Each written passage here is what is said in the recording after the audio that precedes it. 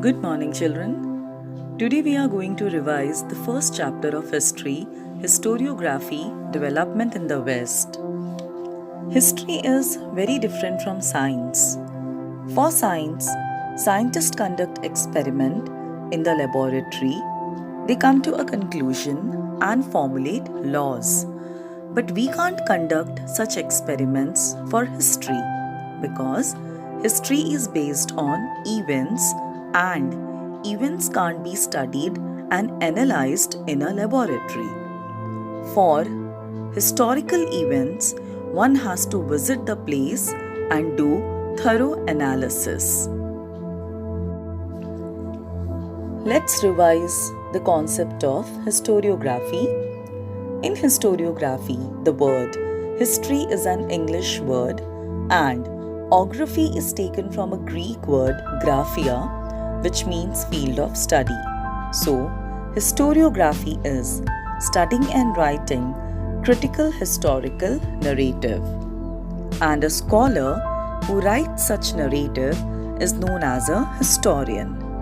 Every historian has their own thinking, political ideology, and perspective of looking at the things. While writing history, a historian adds his own perspective. It means his thoughts, idea, and ideology. This is how historiography is written. There are four main characteristics of modern historiography. First one, its method is based on scientific principles. It begins with the formation of relevant questions. Second, these questions are anthropocentric. It means these questions are about the deeds of the members of ancient human societies of a particular period. History does not suggest any interrelation between the divine and human deeds. Third one, answers to these questions are supported by reliable evidence. And fourth one is, history presents a graph of mankind's journey with the help of past human deeds. In 1737 CE, the Göttingen University was founded in Germany. This university, for the first time, had an independent department of history. Let us revise about few notable French and German scholars. Amongst them, first one is René Descartes. René Descartes was a French philosopher and he insisted on verifying the reliability of historical documents by critically examining them. This seems a complex sentence, children, but the meaning is very simple. It means that nothing should be accepted as the truth until and unless all your doubts are sorted. It means people should ask questions. As a student, you also must ask questions, children, and only when you get a satisfactory answer, then you accept that specific thing as truth. Next philosopher is known as the founder of modern historiography. He was also a French philosopher and writer. His name was Voltaire. His writings were instrumental and played an important role in sparking or fueling French Revolution. Although he died before the French Revolution, but because of his writings, he was considered to be a very important person of the French Revolution. Voltaire said, "History is not only about wars and revolutions or political changes. It is also about economy, agriculture, trade, education, social traditions, etc." Children, wars, revolutions, political changes are very important in history. But along with these things, economy, agriculture, trade, social and cultural life, etc., should also be included in history. Because of this philosophy, Voltaire is known as the father of modern historiography. Your 9th standard history syllabus is the best example of Voltaire's philosophy. In the first 3 lessons, you studied about various political changes, Indochina and Indo-Pak War, and from 4th chapter onwards, you studied about technology, trade, education, economy, etc. Next philosopher is a German scholar, Georg Wilhelm Friedrich Hegel. Hegel believed in 3 things. First one, historical events or reality must be portrayed or presented in a logical manner. Second, these events should be presented in a timeline. Timeline is an indication of progress.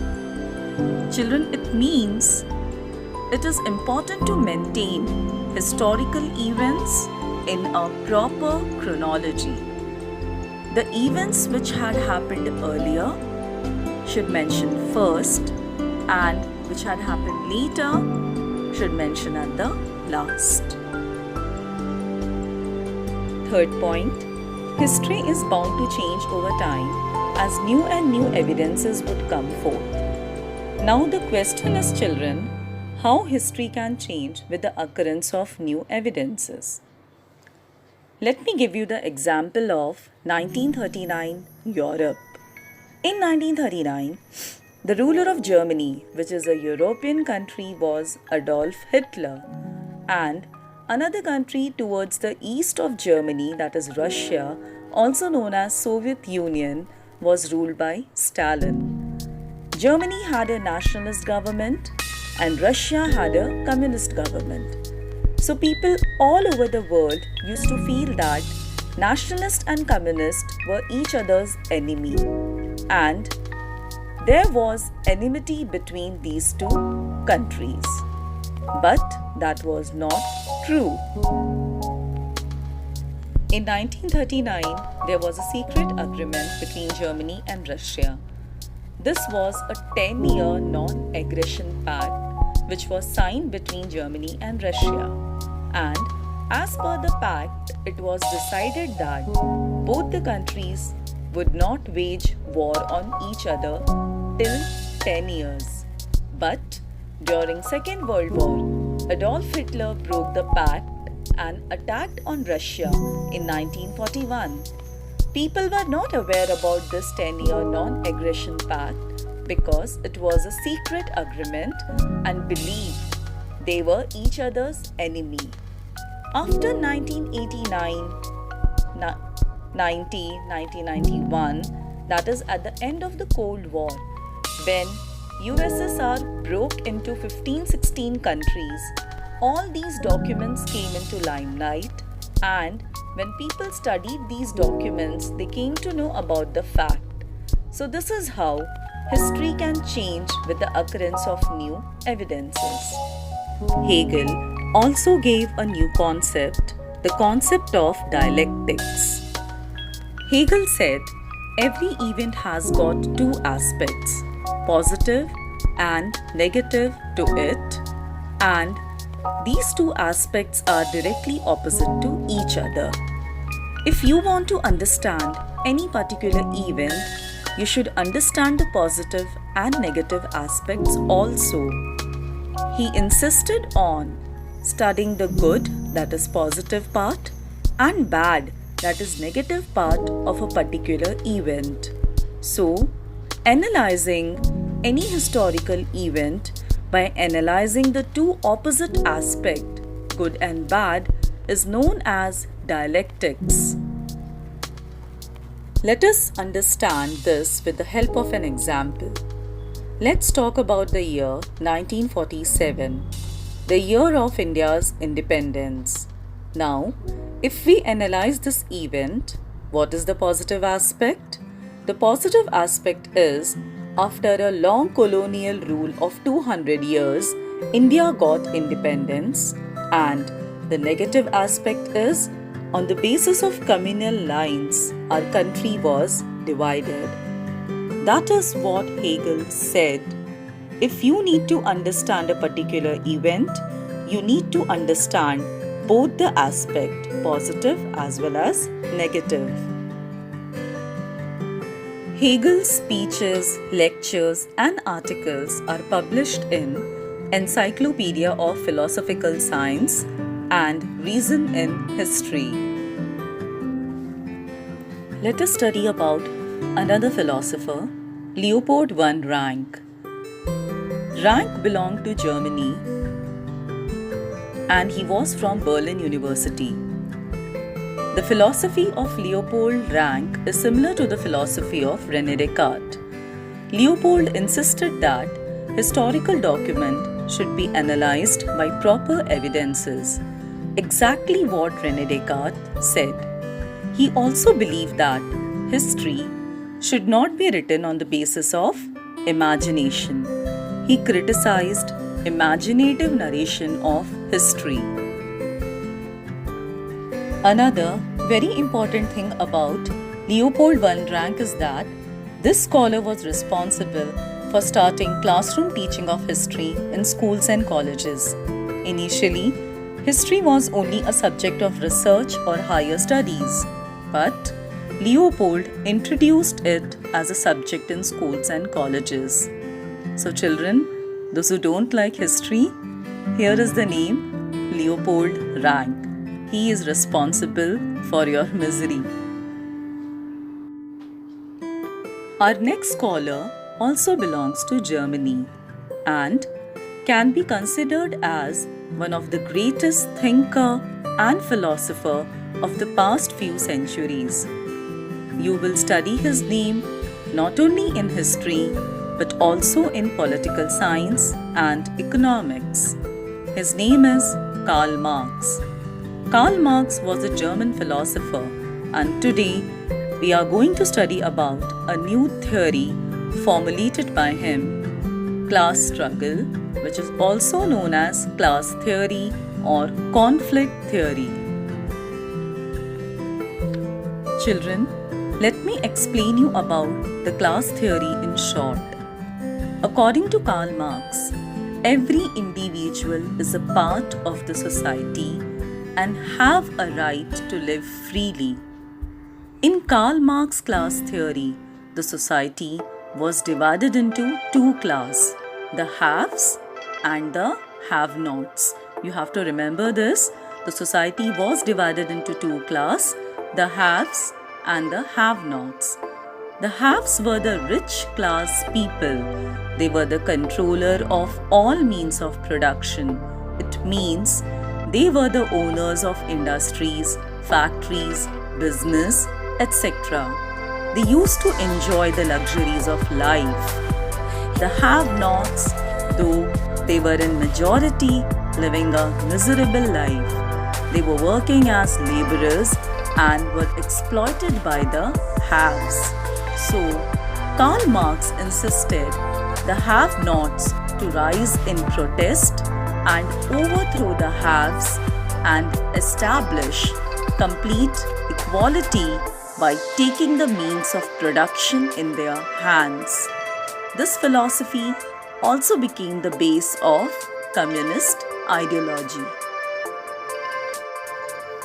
Now, we are going to discuss about few important aspects of modern historiography. So the first one is Annal School. This school is not only a school but a thought process, a perspective. This school of history or thought is one of the most famous methods of researching and recording history. This school was started in 20th century by French historians in France. Children, earlier the historians used to study about king, his successors, means who became the next king after him, the areas which the king had conquered, in which year it was conquered. So, historians used to study more about kings, rulers, politics, power, etc. Modern historians of Annal School studied history from a different perspective. They started looking at history not just from a political angle, but also from a social angle. This school gave a new direction to the writing of history. Feminist historiography means the restructuring of history from the perspective of women. It means studying history from female point of view. One of the pioneers of feminist historiography was Simone de Beauvoir. She was a female French philosopher and the first one to write and represent history from a female point of view or perspective. Deep historical research began on various aspects of women's life, like their employment, their family life, etc. Before we end with a revision of the first lesson, let us learn about one more notable scholar whose contribution in history is remarkable during the last century. His name was Michel Foucault. He was also from France. He contributed immensely to the way in which history is written. Foucault said, "History is not just about arranging events in chronological order, but it is more about looking at the transition. It means changes that took place. For example, after the arrival of Mughals, various important changes took place in Indian history. So we can say that there was a transition." So Foucault said that studying various transitions in the past is important. One more example, extinction of dinosaurs. How they extend, what was the reason? This event was a big transition in history. While studying transition in history, psychological disorders, science of medicine, prison administration, etc. should also be included. Thank you, children. Have a nice day.